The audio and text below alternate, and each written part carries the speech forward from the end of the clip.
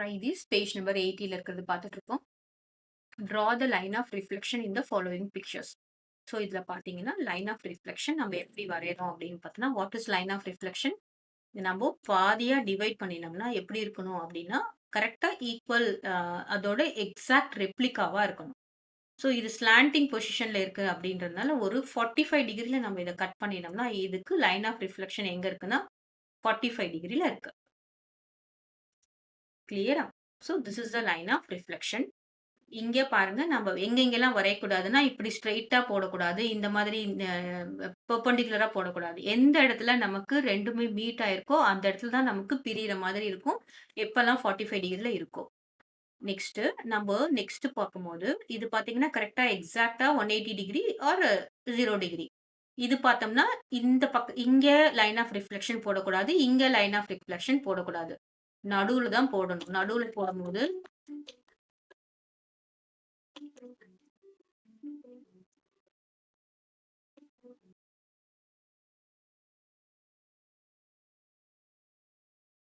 இதோட line of reflection எங்க இருக்குன்னா, 2த்துக்கும் நடுவுல இருக்கணும்.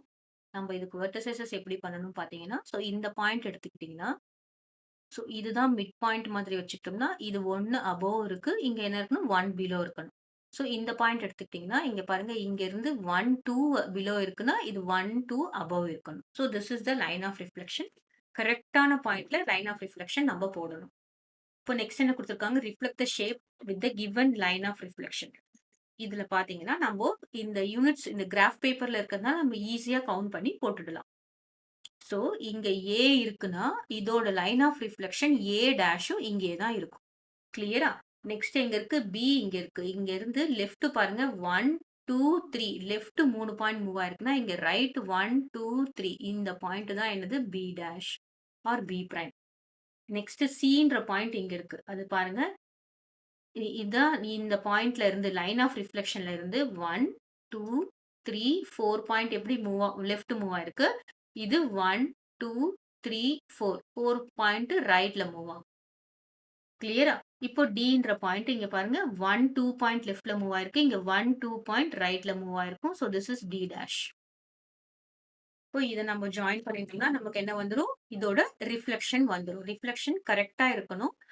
எவ்ளோ பாயிண்ட் இந்த பக்கம் எவ்ளோ மூவ் ஆயிருக்கோ, அந்த பக்கம் அவ்ளோ மூவ் ஆயிருக்கு அப்படின்ற மாரி தான் நம்ம ரிஃப்ளெக்ஷன் போடணும்.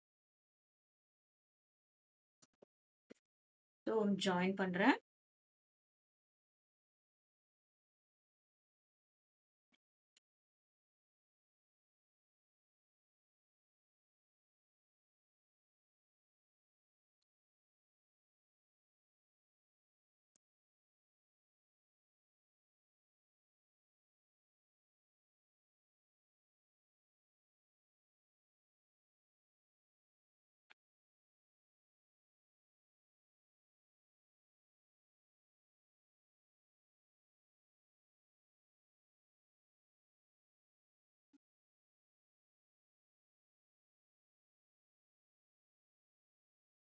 கிரீன்ல போடுறேன். ஏற்கனவே ரெட் இருக்கிறதுனால.